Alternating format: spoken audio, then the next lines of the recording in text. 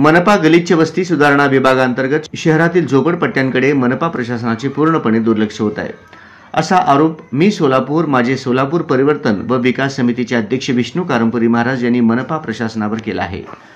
मी सोलापूर माझे सोलापूर परिवर्तन व विकास समितीच्या वतीने सध्या झोपडपट्टी संपर्क अभियान सुरू आहे। या अभियानांतर्गत दिनांक 27 फेब्रुवारी रोजी शहरातील राहुल गांधी झोपडपट्टी, विवेकानंद झोपडपट्टी, रत्न मारुती झोपडपट्टी, वेंकटेश्वर नगर झोपडपट्टी, फलमारी झोपडपट्टी, कुंची कोरवी झोपडपट्टी, विनोबा झोपडपट्टी, गिरी झोपडपट्टी, दत्तनगर झोपडपट्टी या झोपडपट्ट्यांमध्ये दौरा करण्यात आला।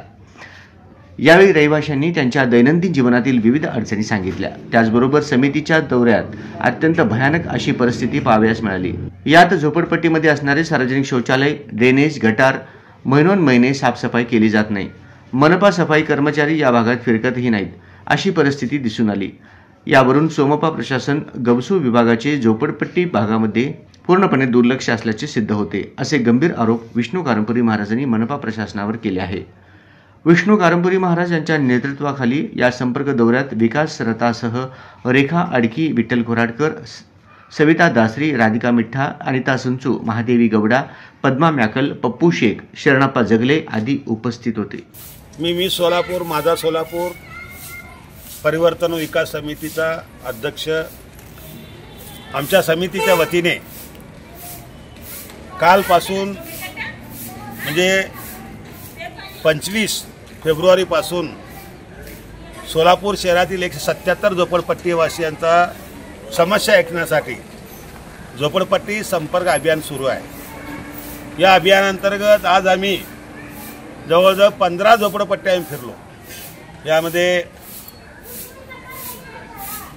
राहुल गांधी झोपडपट्टी, कालिका मंदिर झोपडपट्टी, विनोबा झोपडपट्टी, गिरी झोपडपट्टी, नेताजी झोपडपट्टी, रत्न मारुती झोपडपट्टी, फलमारी झोपडपट्टी, विनोबा भावे झोपडपट्टी, दत्तनगर संपूर्ण झोपडपट्ट्या, त्यामध्ये लक्ष्मी नरसिंह झोपडपट्टी, अशा जवळजवळ 12 झोपडपट्टीमध्ये दौरा केला। अत्यंत बिकट अवस्था आहे। गलिच्छ वस्ती सुधारणा समितीचं जे कार्यालय काम करते महानगरपालिकेचं, ते काय काम करते मला समजत नाही की यांच्याकडून प्रत्येक घराकडनं घंटागाडीचे पैसे घेतले जातात, साफसफाईचे पैसे घेतले जातात, पाणीपट्टी पैसे घेतले जातात, शिक्षण कर घेतला जातो। झोपडपट्ट्यांना किती का आशेने घेतलं जातं, पण झोपडपट्ट्यांना कुठल्या प्रकारची सुविधा देत नाही। एकतर झोपडपट्टी जागा विना किंवा परिस्थिती विना अत्यंत अडचणीमध्ये, एखादा जरी आघात घडला तर बाहेर सुद्धा पडता येत नाही, ती अशी अवस्था आहे।